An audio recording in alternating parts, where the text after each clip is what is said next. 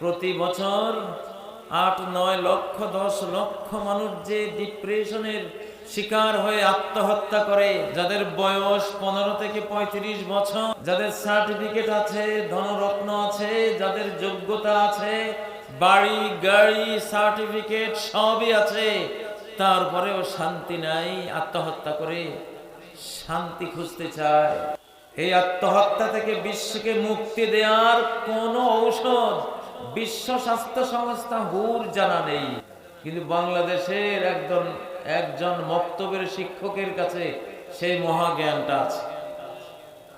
আমাদের একজন মক্তবের শিক্ষকের কাছে জ্ঞানের যে মহামূল্যবান যে আইটেমগুলো আছে, গোটা বিশ্বের সকল জ্ঞানী বিজ্ঞানীদের কাছেও তার ভগ্নাংশ খুঁজে পাওয়া যাবে না।